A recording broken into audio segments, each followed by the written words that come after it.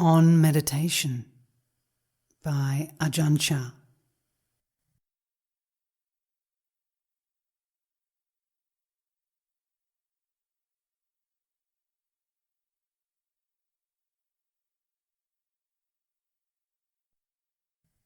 To calm the mind means to find the right balance. If you try to force your mind too much, it goes too far. If you don't try enough, it doesn't get there. It misses the point of balance.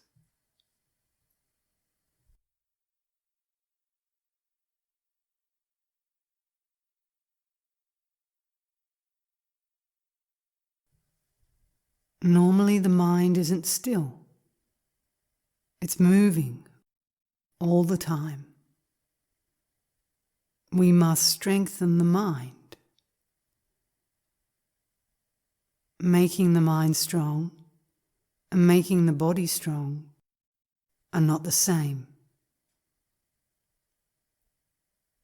To make the body strong, we have to exercise it, to push it in order to make it strong. But to make the mind strong means to make it peaceful, not to go thinking of this and that.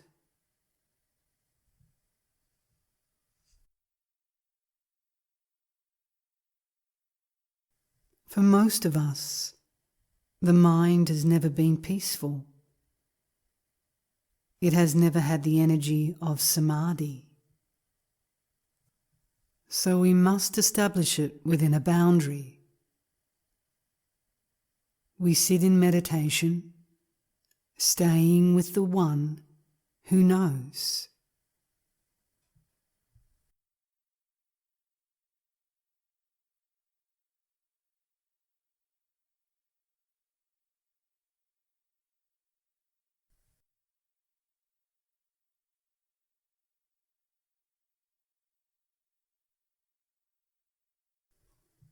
There's no need to think of anything special.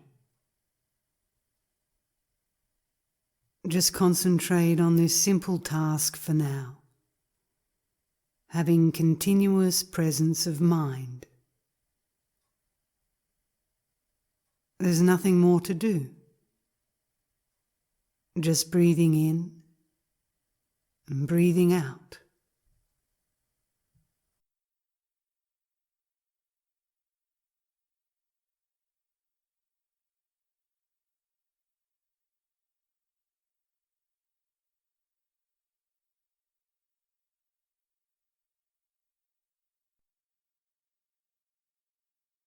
Soon the mind becomes peaceful, the breath refined. The mind and body become light. This is the right state for the work of meditation.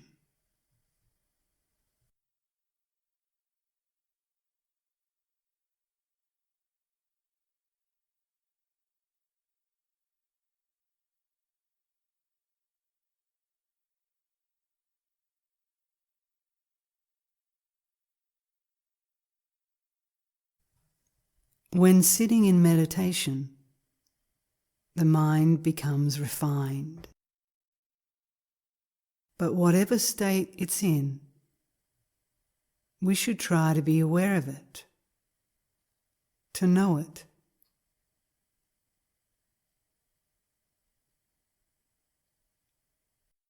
Mental activity is there, together with tranquility. There is vitaka. Vitaka is the action of bringing the mind to the theme of contemplation.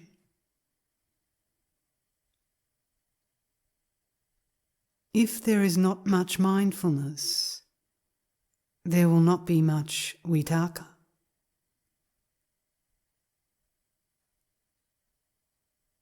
Then vichara, the contemplation around that theme, follows.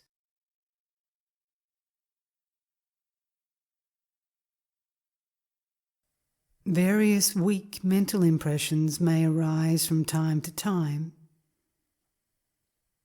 but our self-awareness is the important thing. Whatever may be happening, we know it continuously.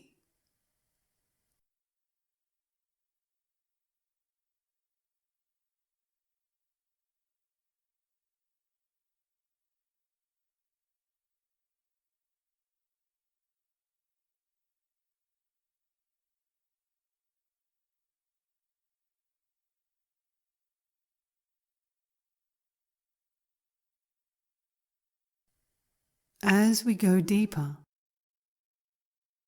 we are constantly aware of the state of our meditation,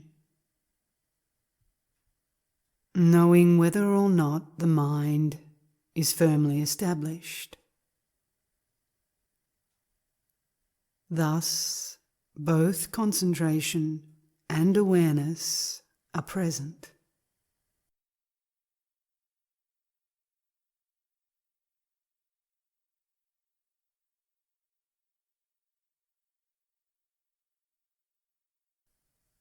To have a peaceful mind does not mean that there's nothing happening. Mental impressions do arise. For instance, when we talk about the first level of absorption, we say it has 5 factors. Along with vitaka and vichara, piti, or rapture, arises with the theme of contemplation, and then sukha, happiness. These 4 things all lie together in the mind established in tranquility. They are as one state.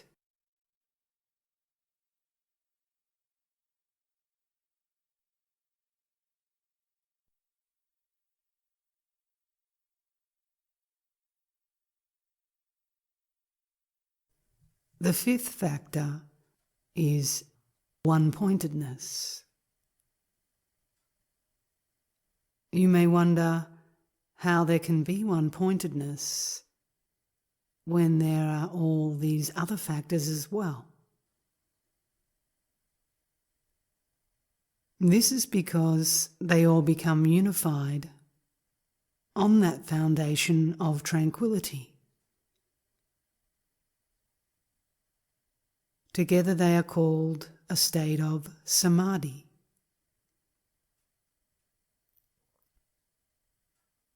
They are not everyday states of mind.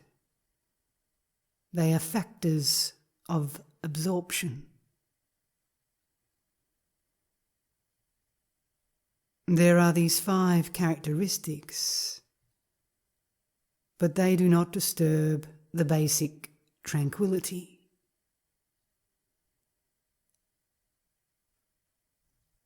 There is vitaka, or thought, but it does not disturb the mind.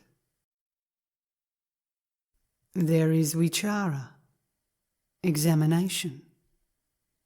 Rapture and happiness arise, but do not disturb the mind. The mind is therefore as one with these factors. The first level of absorption, or jhana, is like this.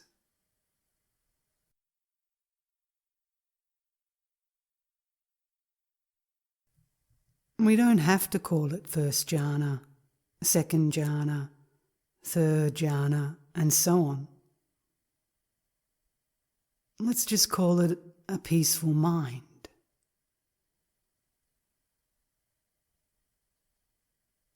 As the mind becomes progressively calmer, it will dispense with vitaka and vichara, thought and examination,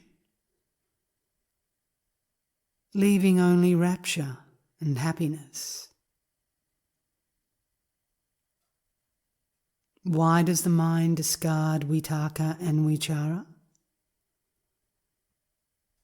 This is because as the mind becomes more refined, the activities of vitaka and vichara are too coarse to remain.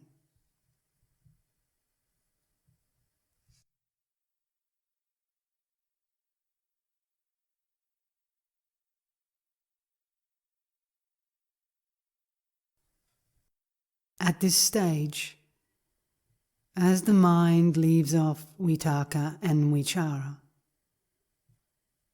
feelings of great rapture can arise. Tears may gush out. But as the samadhi deepens, rapture too is discarded, leaving only happiness and one-pointedness, until finally even happiness goes, and the mind reaches its greatest refinement. There are only equanimity and one-pointedness. All else has been left behind. The mind stands unmoving.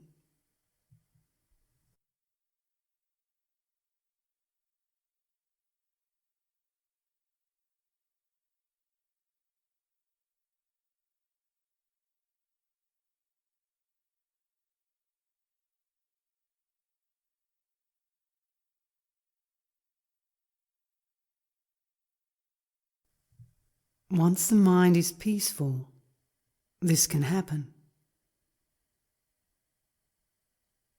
You don't have to think a lot about it. It just happens by itself when the causal factors are ripe. This is called the energy of a peaceful mind. In this state, the mind is not drowsy. The 5 hindrances of sense desire, aversion, restlessness, dullness, and doubt have all fled.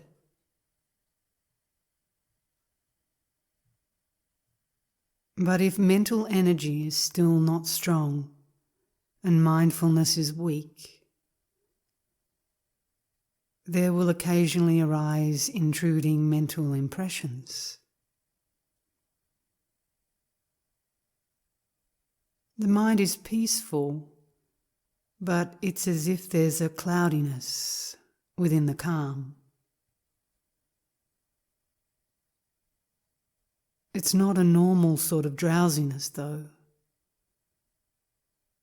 Some impressions will manifest. Maybe we'll hear a sound or see a dog or something. It's not really clear, but it's not a dream either.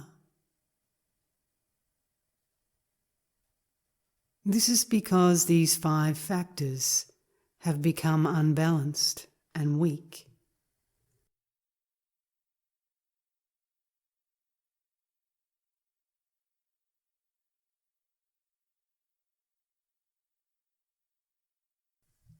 The mind tends to play tricks within these levels of tranquility. Imagery will sometimes arise when the mind is in this state through any of the senses, and the meditator may not be able to tell exactly what is happening. Am I sleeping? No. Is it a dream? No, it's not a dream. These impressions arise from a middling sort of tranquility. But if the mind is truly calm and clear, we don't doubt the various mental impressions or imagery which arise.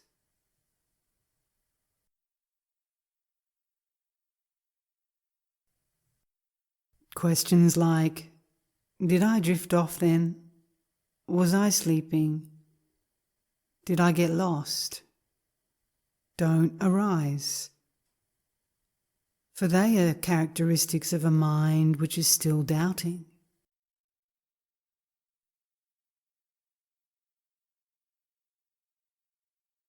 Here the mind is fuzzy.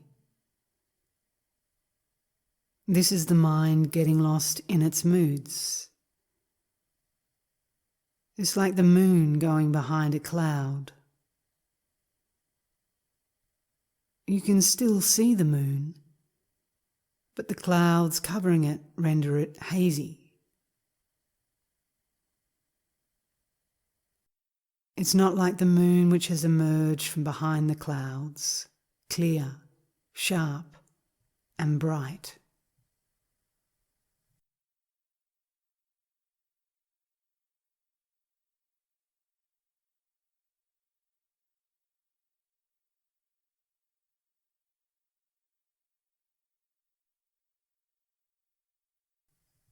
When the mind is peaceful and established firmly in mindfulness and self-awareness, there will be no doubt concerning the various phenomena which we encounter.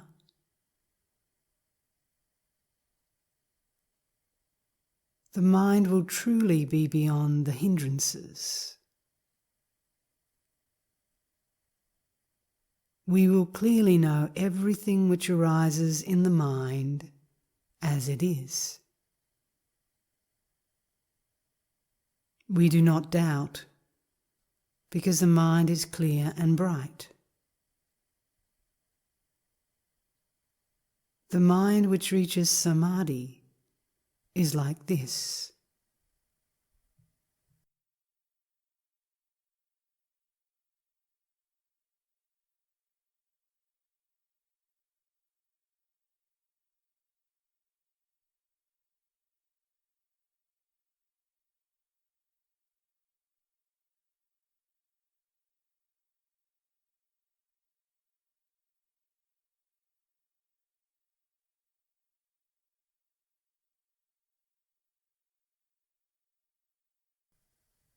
Some people find it hard to enter samadhi because they don't have the right tendencies. There is samadhi, but it's not strong or firm. However, one can attain peace through the use of wisdom, through contemplating and seeing the truth of things, solving problems that way. This is using wisdom rather than the power of samadhi.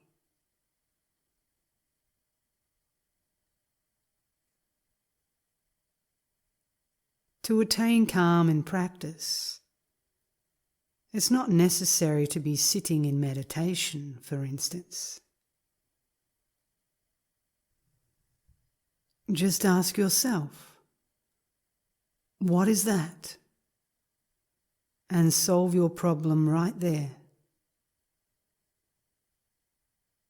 A person with wisdom is like this. Perhaps they can't really attain high levels of samadhi, although there must be some. Just enough to cultivate wisdom. It's like the difference between farming rice and farming corn. One can depend on rice more than corn for one's livelihood. Our practice can be like this. We depend more on wisdom to solve problems. When we see the truth, peace arises.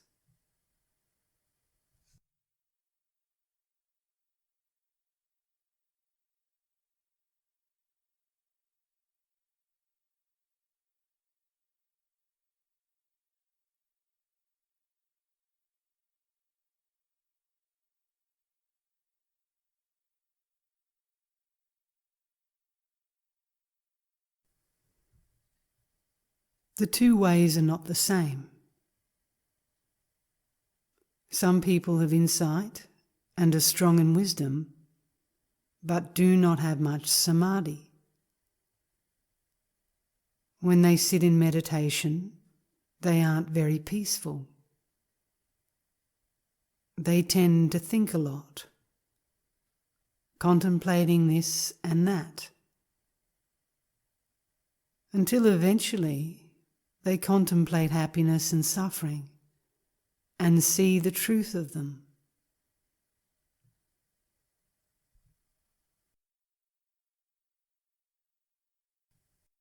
Some incline more towards this than samadhi.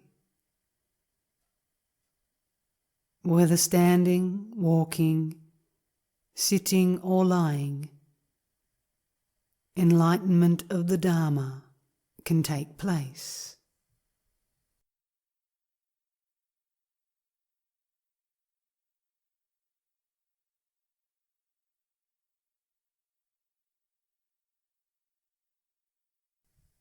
Through seeing, through relinquishing, they attain peace.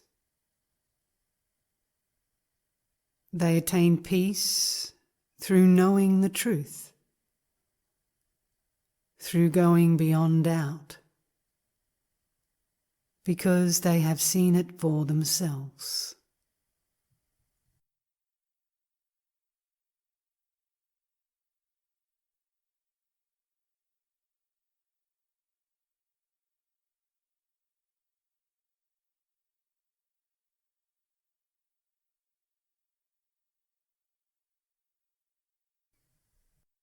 Other people have only little wisdom, but their samadhi is very strong. They can enter very deep samadhi quickly, but not having much wisdom, they cannot catch their defilements. They don't know them. They can't solve their problems. But regardless of whichever approach we use, we must do away with wrong thinking, leaving only right view. We must get rid of confusion, leaving only peace.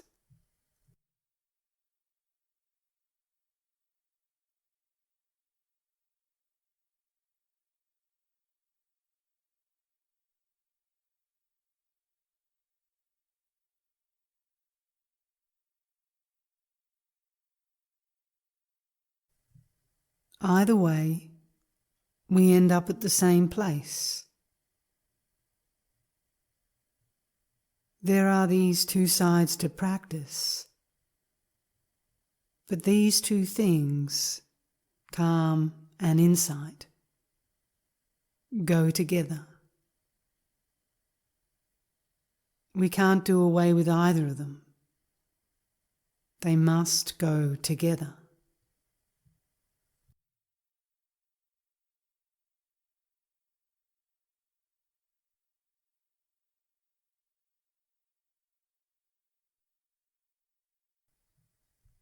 That which looks over the various factors which arise in meditation is sati, mindfulness. This sati is a condition which, through practice, can help other factors to arise. Sati is life. Whenever we don't have sati, when we are heedless, it's as if we are dead. If we have no sati, then our speech and actions have no meaning.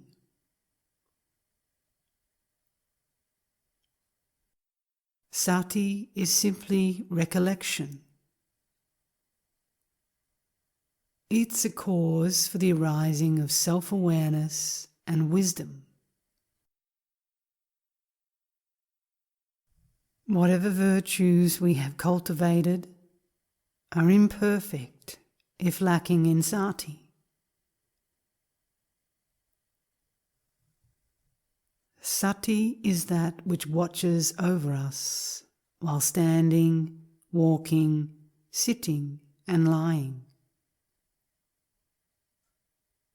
Even when we are no longer in samadhi, sati should be present throughout.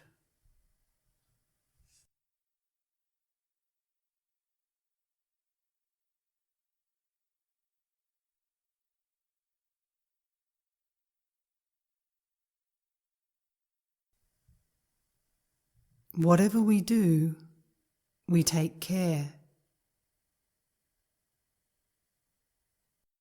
As our understanding and knowledge of cause and effect increases, our collectedness will increase as well. When collectedness increases, heedlessness will disappear. Even if we don't sit in meditation, these factors will be present in the mind. And this arises because of cultivating sati. This is the quality which looks over the work we are doing in the present. It has real value. We should know ourselves at all times. If we know ourselves like this, right will distinguish itself from wrong. The path will become clear, and the cause for all ignorance will dissolve. Wisdom will arise.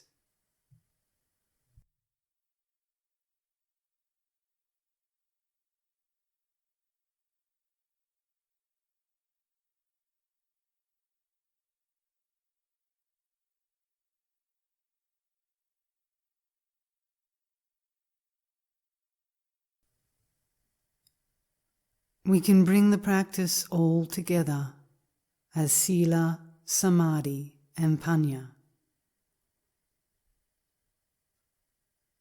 To be collected, to be controlled, this is sila, morality. The firm establishing of the mind within that control is samadhi, concentration.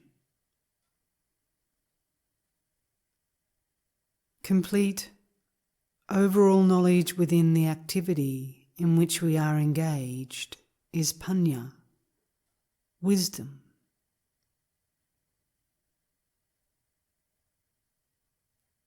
The practice in brief is just sila, samadhi, panya. Or in other words, the path. There is no other way.